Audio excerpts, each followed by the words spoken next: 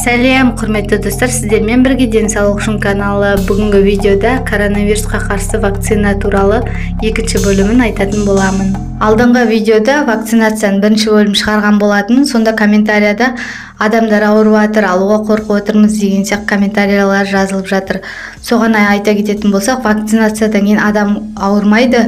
Ауырса бір ауырсыну сезіну мүмкін, өзін жайсыз сезіну мүмкін, және әлсіздік болуы мүмкін, қызу көтерілуі мүмкін. Ол барлық адамда болмайды. Ол әрбір адамның өзінің ағзасына байланысты. Ол вакцинадан кейін иммунитет қалыптасып жатыр. Сол үшін пайда болған әсерлер болып саналады. Бұл вакцинация не үшін алып жатыр адамдар? Не үшін қажет?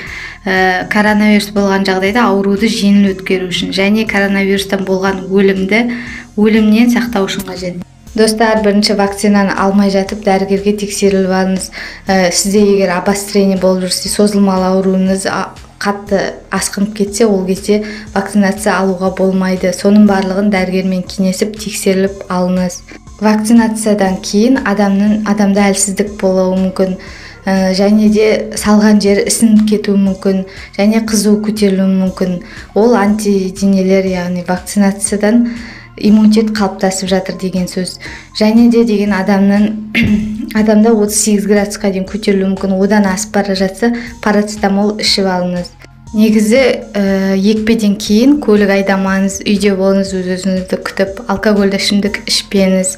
1-2-3 күн қалыпқа келгенше солай жасаңыз. Екпені қай кезде салуға болмайды? Жүкті кезінде, емізулі кезінде, аллергиялық реакциясы бар адамдар, 18 жасқа дейінгі адамдар. Вакцинаны кез келген компонентіне немесе соған ұқсас қорғауыштарына сезімталдығы жоғары адамдарға салғызуға болмайды. Созылмалы аурудың өршуі кезінде адамдарға салғызуға болмайды. Ауыр инфекциялық және инфекциялық емес аурулары бар адамдарға салғызуға болмайды. Видео ұнаса, достар, лайк басып, комментарий жазып, каналыма тіркеліп кетіңіздер, және ақпарат пайдалы болса, достарыңызбен бөлісе жүріңіздер. Біліп қойыңыздар, достар, бұл вакцина коронавирустан болатын өлімнен құтқарады. Сол үшін адамдарды сақтық үшін, адамдар сақтау үшін, денсаулықтарын сақтау үшін салдырып вакцина беріп жатыр. Әрине шешімі өзіңізден, бір шешімге өзіңіз келесіз.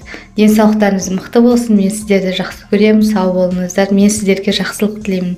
Аман болыңыздар, достар.